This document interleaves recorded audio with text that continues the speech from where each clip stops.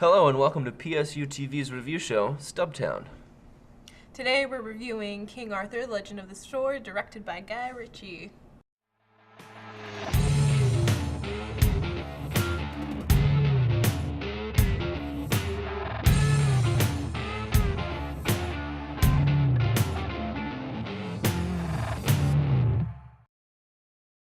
Hail King Portugal!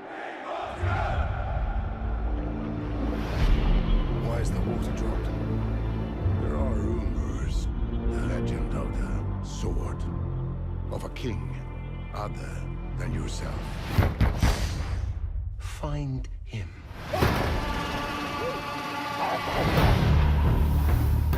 I know your story. What kind of a man would you become had you inherited your father's kingdom instead of being raised in a brothel?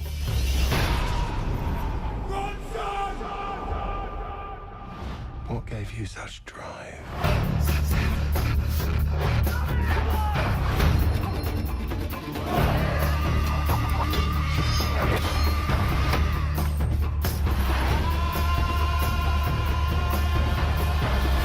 You felt it, didn't you?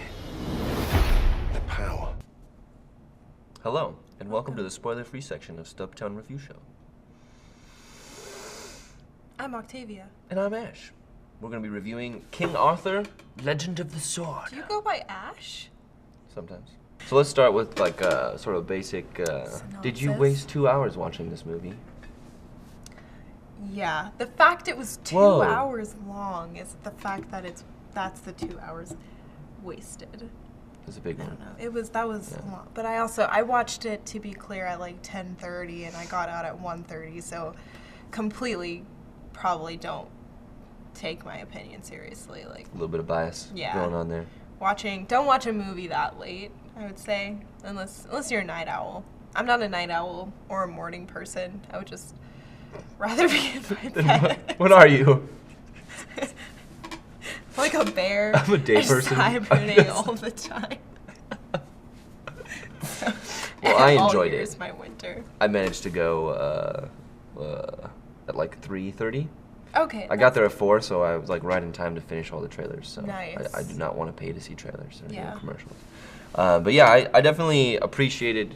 I've got an affiliation for Guy Ritchie just because he seems to sort of explore the potential of film and what film can do within whatever story he's messing with. So rather than have like a title card and 1 year later or in 20 years later when Arthur grew up, he used montages, and it wasn't just a boring like here's a thing happening, here's another thing happening music montage. He was able to mess with it in unique ways that kept me intrigued. Yeah, the way he used time throughout the film was really unique, and the way that he edited everything to resemble time was very unique and different. And he definitely, one thing that I was saying earlier is that the sound mixing was really interesting because you don't really see that in that type of like medieval setting movie. There was a lot of like, I don't really know the technical term because I'm not a music person, but like, oh, what is it? Like the like dubstep? Is that? I sound really old right Did now. they use dubstep? It was like think they electronic music. Yeah. Well, I enjoyed it because it reminded me of Akira. When Akira used like really breathing sounds, like heavy breathing, like Oh yeah. like yeah, there was did a lot of that yeah. in the music that Yeah. like it The- pulls you in instantly. Yeah. Yeah. Yeah. Just saw it last night, so it's in here. Yeah. And there was a lot of, even not in the music, there was a lot of like the breathing when he like needed to stabilize himself. Like all of the music and sound would just die off and you would just hear him going. Yeah. Really pulls you into the moment, I think. Yeah.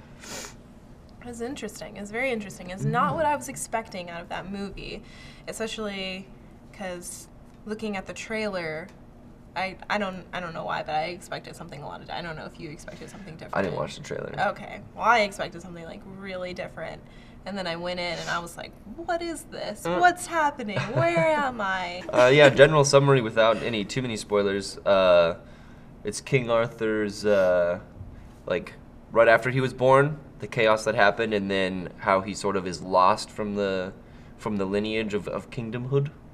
and then sort of grows up outside of that sort of posh reality and sort of, I guess, reclaims his identity as a king, as a prince. Riches to rags, rags to riches. Yeah. It's kind of weird, but I think they did it all right. Yeah.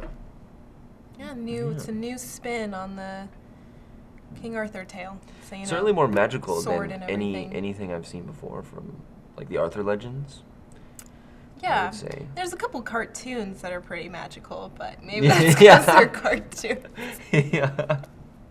Got some. I don't know if you saw the Fairly Odd Parents episode where they played on King Arthur, but that was Oh, I haven't. quite magical. That was a new take on the King Arthur. Okay. But anyways, this King Arthur, yeah, there was definitely a lot of magic used, which I enjoyed. I definitely am a magic fan. Yeah, it opened up with like a magic wizard. What was his name? Morta? The super bad villain that was a mage versus the sort of magically assisted king with the magic sword. I like that sort of initial battle, and it's sort of, there's like huge monsters and crazy powers. There's and these shit. huge elephants Yeah. that are just like, why is everything huge in like movies like this? Why don't they have normal elephants? Like, normal elephants are pretty big to begin with. They're still pretty big to begin with. Right? So why do we need, like, elephants the size of mountains? I don't understand. Special effects were pretty cool in it, I have to say. I mean, the elephants looked pretty cool, going back to the elephants. But during the time where they kind of have the fight scenes when he uses the sword, that got a little didn't look too great. But everything else looked pretty good. What do you mean? Or I mean, like when he uses his sword and he goes like into that crazy, trance. yeah, and then it like slows down. The slowing down, the slow motion, that was done. Hell, It was pretty rad. yeah, Okay.